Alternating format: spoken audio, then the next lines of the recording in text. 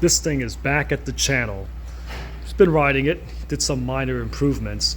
It was a good bike, but it could be better. He already did some improvements by putting new grips, the one-up handlebar to give it a higher rise, but this thing rolls really slow and feels really sluggish.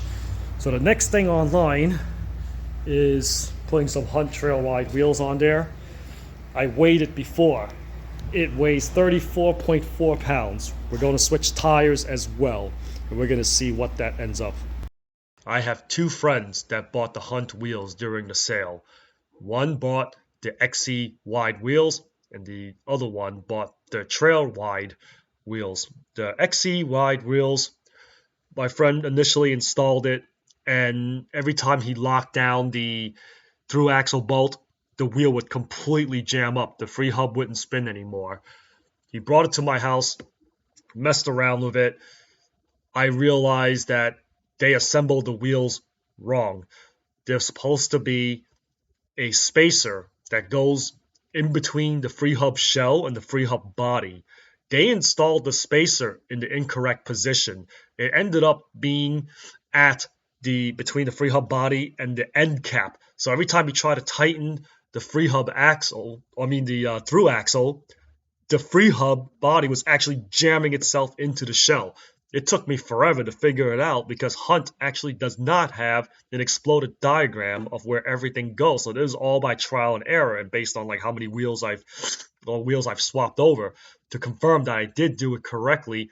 John's wheel was actually installed correctly. So when I took it apart, the order of where the wash is supposed to go is correct. So if you do end up buying Hunt wheels and you're having issues with that, that's probably what you need to do to fix it.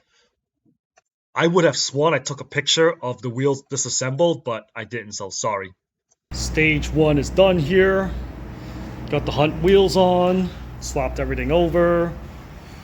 The original hub only had 21 points of engagement, so now this has 72. It lost 2 pounds already. So this ain't even like the end of it.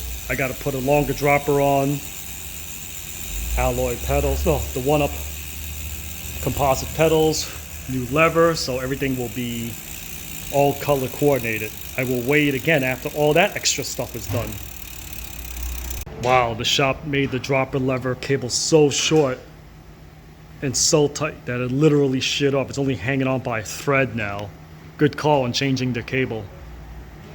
So there's an issue. I tried putting in the one-up 180 dropper, and while the insertion depth is the same as the SDG 150, the SDG 150 actually can't go all the way down. I can only make it go like another minute down, like another half an inch down. So therefore, you can't run a 180 or 175 on this thing. So yeah, this bend is a real bummer. That's it. You can't even run anything longer than a 150 dropper on this bike. He has to return it. So, bike is completed. Went around the block for a road test. It absolutely, completely transformed the bike having these lighter wheels. Recon in the back also would take some weight out. Final weight with the composite pedals versus the alloy. That's the new lever, so he's got the whole purple and gold thing going.